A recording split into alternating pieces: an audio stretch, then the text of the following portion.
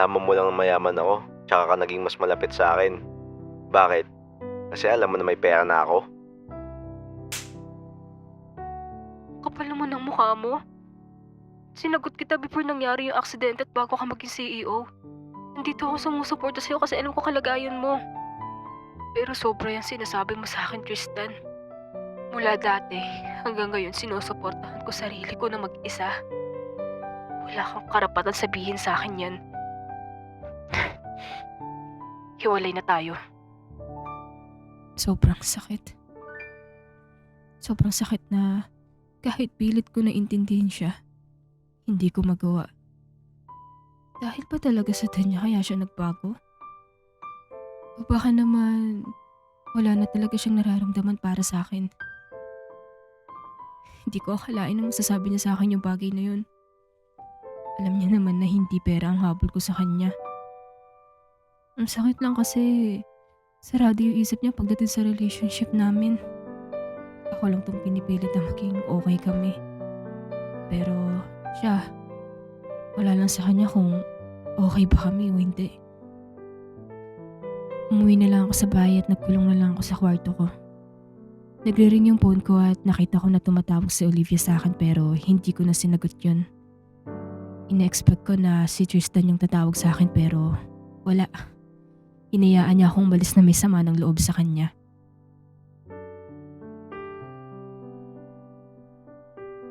Nag-retire muna ako sa trabaho. Mahirap pero ayoko na munang makita si Tristan. Sa ngayon, di ko muna siya kayang harapin o baka nga hindi na lang. Hanggang ngayon, wala akong natatanggap na text or tawag sa kanya. Baka nga wala na talaga siyang balak ayusin yung sa amin eh. Siguro nga, hanggang dito na lang. Di ko lubos nakakalain na magtatapos kami sa ganito. Sa ngayon, nasa bahay lang ako at hindi lumalabas. Kinakamusta naman ako nila Olivia. Pinipilit nila akong pumasok sa trabaho pero ang hindi nila alam, umalis na talaga ako dun. Pagkasi nalaman nilang wala na ako dun, pati sila magre-retire sa trabaho. Ayoko namang idamay pa sila kaya hindi ko na sinasabi sa kanila. Until now, naghihintay ako sa message ni Tristan. Baka maisipan niya na kamustahin ako o puntahan ako dito since alam niya naman kung saan ang bahay ko. Ilang araw ang lumipas at nakahanap ako ng trabaho. Nagka-share ako para kahit papano hindi ako maboring sa bahay. Natapos ang duty ko kaya pauwi na ako. Nagliligpit ako ng gamit ko nang may biglang, Ma'am Gwen?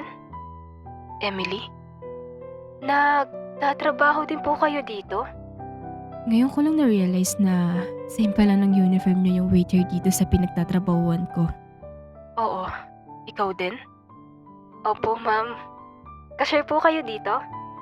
Ah, oo. Ah, waitress po ako dito, Ma'am Gwen. Pauwi na din po ba kayo? Oo. Inaayos ko lang yung mga gamit ko. Ayos lang po ba kung sasabay po ako sa inyo maglakad? Ah, sige. Ayos lang. After ko maglikpit, sinabayan ako ni Emily maglakad. Bala ko sana magpasundo sa driver ko pero mas okay na din siguro na makasabay ko siya. Musta ka naman dito? Ayos lang naman po, Ma'am Gwen. Medyo mahirap compare sa nakasanayan pero need ko kasing kumayad para sa pampagamot ng nanay ko. Anong sakit ng mom mo? Breast cancer po, stage 3. Ako lang kasi yung nag-iisang anak nila. Yung tatay ko hindi na makapagtrabaho dahil na-stroke siya. Kaya eto ko ngayon, nagsusumikap ako para may makain at magastos kami. Sa totoo lang, hindi ko pa nasasabi sa parents ko na natanggal ako sa trabaho. Ang akala nila hanggang ngayon nagtatrabaho pa din ako dun sa company nila Tristan. Bakit pala hindi mo sinasabi sa kanila? Ayaw ko silang ma-disappoint. Tsaka kasi pag nalaman nila yon, mag-aalala sila sa akin. Baka mapilitan pa magtrabaho yung tatay ko hirap na nga siya dahil nga na-stroke siya. Ako kaya ko pa naman magtrabaho. So ikaw nang bumubuhay sa kanila? Opo, Ma'am Gwen. Kita ko sa mga mata niya yung lungkot. Parang gusto niyang maiyak pero pinipigilan niya lang. Hindi ko akalain na sa likod ng mga ngiti niya, may pinagdadaanan pala siya. Huwag mo na akong tawaging ma'am. Gwen na lang, tsaka huwag ka na rin magpo. Sanay lang kasi akong tawagin kang Ma'am Gwen. I'm sorry. Bakit po? I mean, bakit? Bakit ka nagsasorry? Kung nasungitan kita, hindi ako naging mabait sa'yo nitong nakaraan. Sorry, sana mapatawad mo ko. Ano ka ba, Ma'am Gwen? I mean, Gwen. Ayos lang sa akin yun. Alam ko namang mabait ka talaga. By the way, kung okay lang tanungin kung bakit ka nagtatrabaho dito? Nag-retire ako. Bakit naman? Mahabang kwento pero hindi na kasi maganda takbo ng company simula nung naging CEO si Tristan. Marami ang naging problema kaso hindi niya kayang solusyonan. Gusto ko siyang tulungan ang kaso nagagalit siya. Kung sino-sino din tinatanggal niya sa trabaho. Nakita ko na hindi magtatagal babagsak sila ng tuluyan. Grabe naman pala. Pero sayang din yung trabaho mo na yun Ang taas din kaya ng posisyon mo. Honestly, mula nung lumipat ako dito sa pagiging cashier, hindi naman ako naiya sa trabaho ko. Mas na-realize ko lang na mas importante na makasama mo yung mga taong malapit sa'yo since hindi mo hawak yung oras ng buhay. Kasama mo yung parents mo sa isang bahay? Hindi. Iwalay na ako sa kanila simula nung umuwi ako dito sa Pilipinas. Itong nakaraan ko lang sila binisita kasi ngayon may free time na ako. Hindi tulad nitong nakaraan na nakakausap ko lang sila sa phone. First time ko lang makausap ng ganito sa Emily. Masarap palang magkwento sa taong di mo pa masyadong kilala, no? Maya-maya din, naghiwalay na kami ni Emily kaya nagpaalam na kami sa isa't isa. Thank you sa time.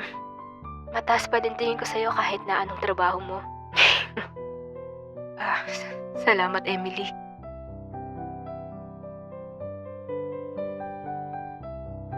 Nakakapanibago na gigising ako na hindi na bilang isang manager, kundi isang cashier.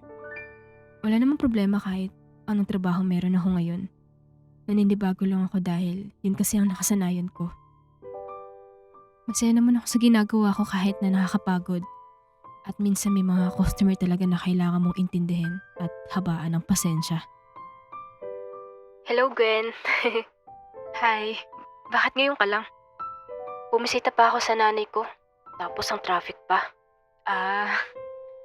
By the way, kumain ka na? May dala kasi akong extra baon dyan para din sana sa'yo.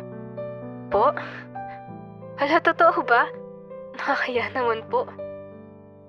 Habang nagkukwentuhan kami ni Emily, may hindi ako inaasahan na tumawag sa akin ngayon. Hello, Olivia? Bakit na tumawag? Gwen, si Tristan. Gusto mo ba makita yung next part? Click mo lang yung join sa tabi ng subscribe.